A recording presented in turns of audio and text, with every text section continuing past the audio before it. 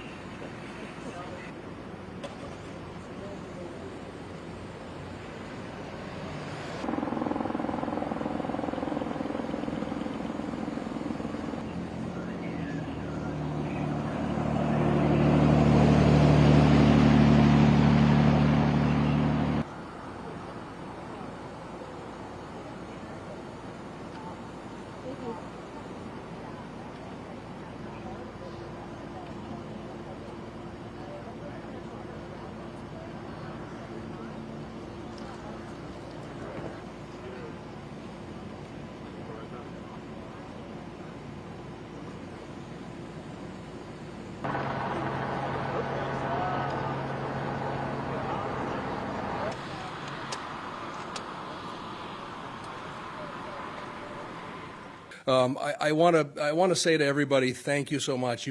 Our community can now breathe a sigh of relief, as the governor stated, and I can't echo that enough. Our work again is not done here.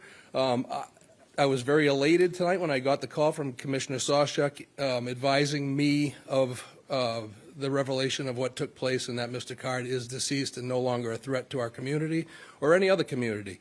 I just don't want to forget the families that are grieving and will continue to grieve. I don't want to forget the law enforcement officials that have worked tirelessly throughout this whole event to come to a good conclusion. We're gonna grieve for the families that lost loved ones here. We're going to continue to work. We're going to persevere. And we've become better people for it in terms of working together as teams. We've learned a lot from some mistakes. We've won a lot of accomplishments this evening.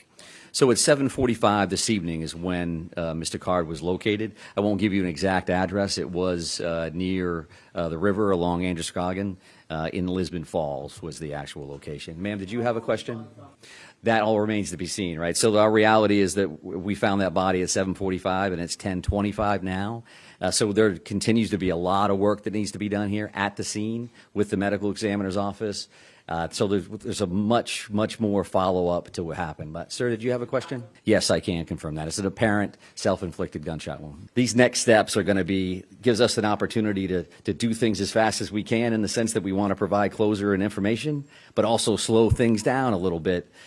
Because we need to look at video evidence, we need to look at the various pieces of technology that are in play here, in hopes that gives us some additional information around some of the things that you're going to be concerned about. So our reality here is that this search has been extensive, it's been thorough, it's been nonstop since the minute we started speaking with you and long before that. So all of these options are on the table, as we knew. We continue to search locations, in some cases multiple times. We will have more information about exactly how this went down.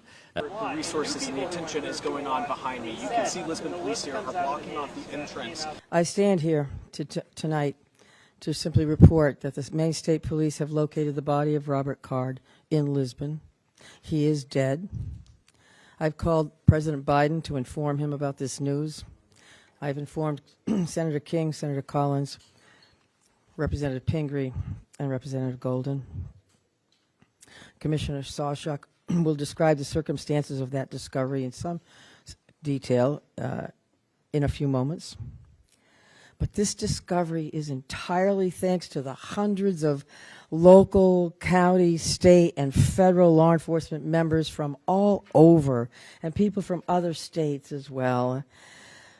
People who searched tirelessly to arrive at this moment.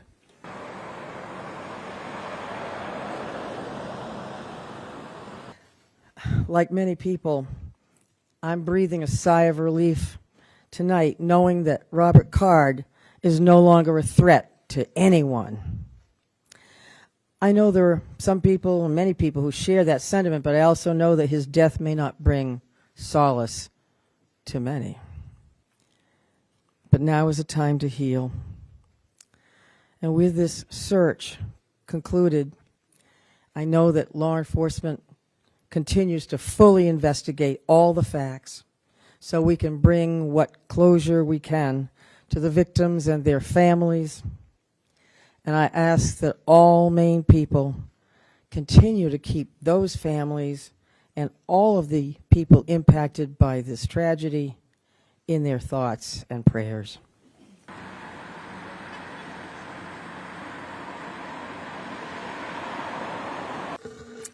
And tonight, the city of Lewiston and the state of Maine begin to move forward on what will be a long and difficult road to healing, but we will heal together.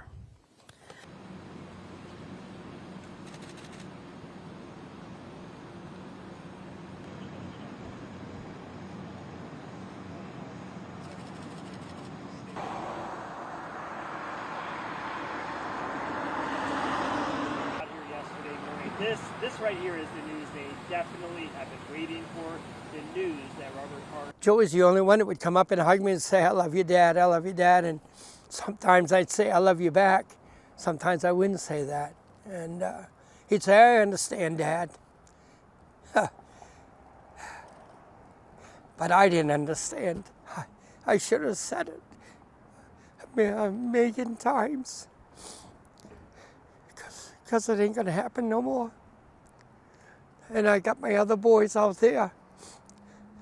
When I see them, I'm going to tell them I love them. I miss him so much. I wouldn't stop telling him I love him.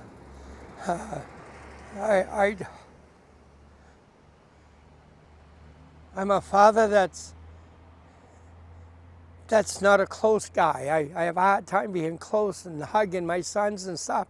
My son needs to be known not as the hero, but as a son, a dad, a wife, and one of the best people that could have lived in this city.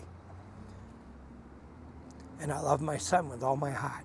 We were told, his wife, myself, and his kids, that he picked up a butcher knife from the bar area where he was a lot of times standing and went to attack the shooter that turned and shot him before he reached him. That's why they're saying he's a hero. He took after the guy with a stupid knife. The guy turned on him and shot him 2 times through the stomach, killing him almost instantly on the floor. He was the hero that night. Hopefully it saved other lives. That's what I hope the most, that other lives were saved. If he had gone out the back door, which he could have, his office was right there, he could have left that scene in a second. Instead, in his mind, he wasn't leaving his people behind to be shot up or killed. They all loved him. He loved all of them. And you're not going to get any closer than that in a place like Shemingi's. I don't have any anger right now. I really don't. All I have is hurt. I don't have anger for this man. I have anger for what he did, but I don't have anger for him because only the Lord knows why it happened. The devil's the one that made it happen. He wasn't born to do this. Something snapped in his mind somewheres. But what I'm seeing is that she's handling it pretty good. I mean, for a 10-year-old kid to say, when she was interviewed the other day, they asked her if she was all excited or nervous and all that, and she said, no. She says, I was always told by Mom to try to be calm in situations like that. And she was, apparently. And she, after she saw that man get shot, she ran for the emergency exit door. And from what I understand, other people followed, and they went to the nearest business, which was a Subway. Well, there was 3 other people I ran with to Subway. We hid in the bushes behind Subway, and then the mother of the other little child called her ex-boyfriend to come pick us up. I felt happy to tell him that I'm okay. Her first words to me were, "I'm not dead, Pepe." And I broke down because it was so rewarding to hear that, and because I'd been through 2 hours of hell, believe me, and so were many other parents there. Unfortunately, another thing that happened was Tony saw her bowling coach get shot and died also, which was horrific. So I just can't imagine what she went through. It was tough, I'm sure.